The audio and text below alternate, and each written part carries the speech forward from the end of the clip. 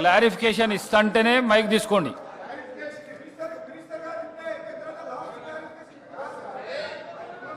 ఒక్క నిమిషం please please, ఒక్క నిమిషం ప్లీజ్. హరీష్ రావు గారు క్లారిఫికేషన్ ప్రసంగాలు ఇస్తే మాత్రం కట్ చేసేస్తా. స్పీకర్ సార్, మైక్ ఇచ్చినందుకు ముందుగా మీకు ధన్యవాదాలు. దయచేసి కట్ చేయకండి, నేను అంశంలోకి పోను. ముఖ్యమంత్రి గారు మాట్లాడిన దానికి క్లారిఫికేషన్ ఇచ్చే ప్రయత్నమే తప్ప నేను దయచేసి ఇతర అంశాల్లోకి పోను. కానీ మీరు దండం పెడితే జర మైక్ కట్ చేయకుండా. అధ్యక్ష, ఇప్పుడు గౌరవనీయులు ముఖ్యమంత్రి గారు సిద్దిపేట, గజ్వేల్, ఓల్డ్ సిటీ మీద ప్రజల మీద తన అక్కసును వెలగుచ్చే ప్రయత్నం చేసినారు. సిద్దిపేటలో కాంగ్రెస్ పార్టీ గెలవలేదనో, గజ్వేల్లో కాంగ్రెస్ గెలవలేదనో, ఒక్క నిమిషం, ఓల్డ్ సిటీలో గెలవలేదని ఆయన ఏమన్నారంటే బిల్లులు అక్కడ ప్రజలు కట్టలేదు అని అన్నారు. ఇది వాస్తవం కాదు. అక్కడేదన్నా ఒక లిఫ్ట్ ఇరిగేషన్ ప్రాజెక్టుదో ఒక ఇండస్ట్రియలిస్ట్ ఎవరైనా కట్టకపోతే ఇవాళ మీరు ప్రభుత్వంలో ఉన్నారు కనుక మీరు ఆ బిల్లులు వసూలు చేయండి తప్ప మొత్తం ఆ నియోజకవర్గ ప్రజల్ని బదనాం చేసే విధంగా మాట్లాడడం సబబు కాదు అని మీ ద్వారా విజ్ఞప్తి చేస్తున్న అధ్యక్ష. ఇక రెండో విషయం అధ్యక్ష, ముఖ్యమంత్రి గారు ఇంకో విషయం అన్నారు. బీఆర్ఎస్ పార్టీ కాంగ్రెస్తో పొత్తు పెట్టుకుంది, తెలుగుదేశంతో పెట్టుకుంది, ఎంఐఎంతో పెట్టుకుందని అన్నారు అధ్యక్ష. అవును, మేము పెట్టుకున్నాం. నిజంగా టీఆర్ఎస్ పార్టీ ఆ రోజు 2004లో కాంగ్రెస్ పార్టీతో పొత్తు పెట్టుకొని మీరు తెలంగాణ ఇస్తామని కామన్ మినిమం ప్రోగ్రాంలో పెట్టి రాష్ట్రపతి నోట చెప్పి మీరు మోసం చేసిండు కనుకనే మిమ్మల్ని వదిలిపెట్టి ఆ రోజు తెలుగుదేశం పార్టీతో పొత్తు పెట్టుకున్నాం అధ్యక్ష. అయితే ఇవాళ మేము తెలుగుదేశంతో పెట్టుకున్నా, కాంగ్రెస్తో పెట్టుకున్నా, ఎవరితో పెట్టుకున్నా మొత్తం ఈ రాష్ట్ర దేశ రాజకీయ వ్యవస్థను ఒప్పించి మెప్పించి తెలంగాణ సాధనలో భాగంగా చేసినాం. ఇవాళ మేము సక్సెస్ అయినాం. మా ప్రయత్నం వల్లనే ఇవాళ తెలంగాణ వచ్చింది. లేకపోతే ఆ రోజు తెలుగుదేశం తెలంగాణకు జై తెలంగాణ అంటేనే పెట్టుకుంటామన్నాం. మాకు సీట్లు, ఓట్ల కంటే కూడా రాజకీయ వ్యవస్థను ఒప్పించాలి, మెప్పించాలి, ఈ రాష్ట్రాన్ని సాధించాలని ఒక వ్యూహాత్మక భాగంలో మేము చేసినాం. ఇవాళ విజయం సాధించినాం. ఇవాళ రాష్ట్రాన్ని మేము సాధించడం అనేటువంటి విషయాన్ని ముఖ్యమంత్రి గారు గుర్తుపెట్టుకోవాలి. ముఖ్యమంత్రి గారు ఆయన వ్యక్తిగతంగా పదవుల కోసం ఆయన పార్టీలు మారింది తప్ప మేము ఇతర రాజకీయ పార్టీలతో పొత్తు పెట్టుకుంటే తెలంగాణ కోసం మేము పెట్టుకున్నాం అధ్యక్ష.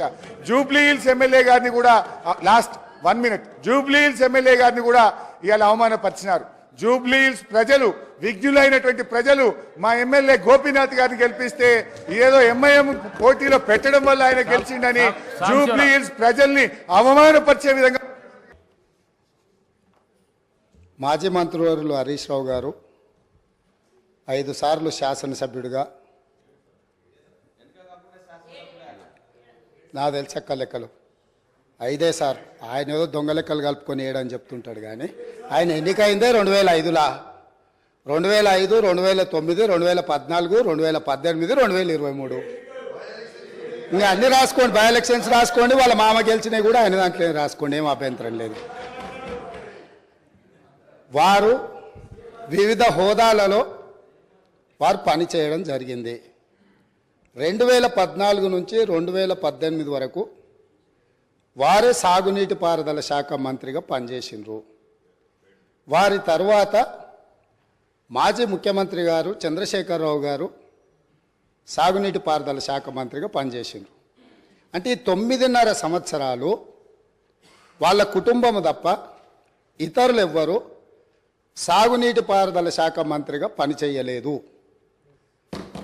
వారు ఆర్థిక మంత్రి తర్వాత ఈ రాష్ట్రం మీద ఉన్న అప్పులు కానీ, వివిధ కార్పొరేషన్ల పేరు మీద చేసిన అప్పులు కానీ సంపూర్ణంగా వారి దగ్గర సమాచారం ఉంటుంది. ఎందుకంటే ప్రతిరోజు రిజర్వ్ బ్యాంకు వాళ్ళ దగ్గర ఉన్న నిల్వలన్నీ మన అవసరం ఎంత అనే రిపోర్ట్ ఫైనాన్స్ సెక్రటరీ గారికి ఇస్తారు.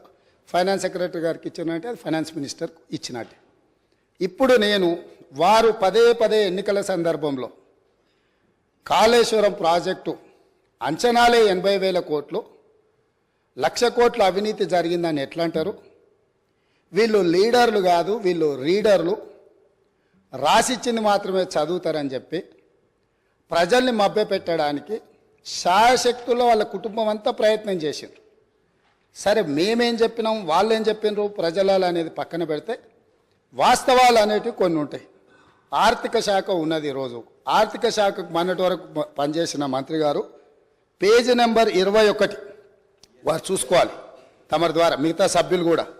ఇప్పుడు ప్రభుత్వం ఇచ్చిన నివేదిక ఏదైతే ఉందో పేజీ నెంబర్ 21లో ప్రభుత్వ హామీతో ఎస్పీవీల ద్వారా సేకరించబడి ప్రభుత్వమే చెల్లింపులు చేయబడతాయి అని చెప్పిన దాంట్లో మొట్టమొదటి Kaleshwaram irrigation project corporation limited sanctioned loan 97,000 కోట్ల 449 97,449 కోట్ల రూపాయలు రుణం మంజూరైంది. ఇందులో లోను విడుదలయ్యింది 79,287 కోట్ల రూపాయలు. నేనిప్పుడు తమరి ద్వారా ఆర్థిక మంత్రి గారిని సూటిగా ప్రశ్నించదలుచుకున్నా. మాజీ వాళ్ళు అనుకోవాలి, ఆ భ్రమలలోనే ఉంటే బయటికి పోతారు. అయితే ఈరోజు అధికారిక లెక్కలు ఇవి కార్పొరేషన్ ద్వారా లోన్లు చేయబడిన అప్పు 97,449 కోట్లు. ఇవి కాకుండా కాళేశ్వరం ప్రాజెక్టుకు రాష్ట్ర ప్రభుత్వం ఖర్చు పెట్టింది. వాటి వివరాలను కూడా తీసుకొని మేము ఇస్తాము. ఈరోజు వారు సభను మళ్ళీ మీ ముందు తప్పుదో పట్టిస్తున్నారు కాబట్టి సభలో సంపూర్ణమైన సమాచారంతో అనుభవంతో ఆ సభ్యులు మాట్లాడితే మాకు ఎలాంటి అభ్యంతరం లేదు. కానీ సభ ద్వారా తెలంగాణ రాష్ట్ర ప్రజలని తప్పుదోవ పట్టించి కాళేశ్వరం అద్భుతం అని చెప్పుకునే ప్రయత్నం ఏదైతే చేస్తుండ్రో, ఈ సభ ఇచ్చిన అవకాశాన్ని దుర్వినియోగం చేయడం అనేది ఇది దుర్మార్గమైన చర్య. కాళేశ్వరం ప్రాజెక్టు పూర్తి అంచనాలు నేను ఆర్థిక శాఖకు ఆదేశాలు ఇచ్చిన. రేపు మా సాగునీటి పారుదల శాఖ మంత్రి గారు మాట్లాడేటప్పుడు టోటల్గా వేసిన అంచనా ఎంత, అందులో కార్పొరేషన్ పేరు మీద మంజూరైన లోన్లు ఎంత, మంజూరైన లోన్ల నుంచి ఇప్పటి వరకు వినియోగించుకున్న నిధులెన్ని, అదేవిధంగా రాష్ట్ర ప్రభుత్వం తన బడ్జెట్ నుంచి ఖర్చు పెట్టిన నిధులెన్ని, వీటన్నిటిని వివరాలను మళ్ళీ అక్కడ చెప్తాం. ఈ ప్రాజెక్టు ద్వారా నీళ్ళన్నీ పైసలకే అమ్ముతాం, ఉచితంగా ఎవరికి ఇయ్యము. వ్యవసాయంతో సహా ఏం చూపించిండ్రు, ఒక్క సంవత్సరానికి ఆదాయం 5,199 కోట్ల రూపాయల ఆదాయం వస్తుంది. కాళేశ్వరం ప్రాజెక్టు కట్టి వ్యవసాయానికి నీళ్ళు అమ్ముతాం, పరిశ్రమలకు నీళ్ళు అమ్ముతాం, తాగడానికి నీళ్ళు అమ్ముతాం, మొత్తం వ్యాపారమే చేస్తాం. మా ప్రభుత్వం ఉన్నదే వ్యాపారం చేయడానికి. మా ప్రభుత్వం సేవ చేయదు, మా ప్రభుత్వం ప్రజలకు సహాయం చేయదు, వ్యాపారం చేస్తాము. ఆ వ్యాపారం ద్వారా 5,199 కోట్ల రూపాయల ఆదాయం వస్తుందని చూపించి వీళ్ళు ఈ అప్పులు చేసింది. ఈ సంతకాలు పెట్టింది ఎవరు? ఈరోజు అక్కడ కూర్చొని మాట్లాడుతున్న మాజీ ఆర్థిక మంత్రి గారు. ఇది మొదటి విషయం. రెండవది మిషన్ భగీరథ. మిషన్ భగీరథ మీద కూడా ఈరోజు మేము ఇంటింటికి నల్లాలు ఇచ్చినాం. అసలు మీరు పుట్టినప్పుడు ఇటు ఉన్నోళ్ళని అందరిని అడుగుతున్నా, వారిని కూడా అడుగుతున్నా. 2014 కంటే ముందు మన మంచినీళ్ళు తాగలేదా అధ్యక్ష? మన గ్రామాలలో నల్లాలు లేవా? మన గ్రామాలలో నీళ్ళ ట్యాంకులు లేవా? వీరొచ్చినాకనే శివుడి తల మీద ఉన్న గంగను భూమి మీదకి తెచ్చి, భూమి మీద ఉన్న గంగను కాళేశ్వరంలోకి పారించి, కాళేశ్వరం ఉన్న గోదావరి జలాలను మన ఇంట్లల్లో నల్ల ద్వారా ఇచ్చి మన జీవితాలు ధన్యమైనట్టు, అదేదో వీళ్ళు అద్భుతం చేసినట్టు, అదేదో ఉచితంగా ఇస్తున్నట్టు, ఈ ఉచితంగా ఇవ్వడం ద్వారా తెలంగాణనే దేశానికి నెంబర్ 1గా ఆదర్శంగా ఉన్నట్టు ఈ సభలో నించొని, బయట రాజకీయ ఉపన్యాసాలు ఏమి ఇచ్చుకున్నా మనకేం అభ్యంతరం లేదు అధ్యక్ష. కానీ సభను మిస్లీడ్ చేసే విధంగా శాసనసభ వ్యవహారాల శాఖ మంత్రిగా గతంలో పనిచేసి ఆ అనుభవాన్నంతా ఉపయోగించి సత్యదూరమైన వార్తల్ని ఇక్కడ చెప్పడానికి ప్రయత్నం చేస్తున్నాడు. అందుకే మిషన్ భగీరథ మీద కూడా నేను చెప్పదలుచుకున్నా అధ్యక్ష. ఇది 2019-2020 సంవత్సరంలో వీళ్ళు రూరల్ హౌస్ హోల్డ్కి అమ్మడం ద్వారా 1,030 కోట్లు సంపాదిస్తామని, మున్సిపల్ కార్పొరేషన్లో ఉండే ప్రజలకు నీళ్ళు అమ్మడం ద్వారా 169 కోట్లు సంపాదిస్తామని, అదేవిధంగా మున్సిపల్ రిక్వైర్మెంట్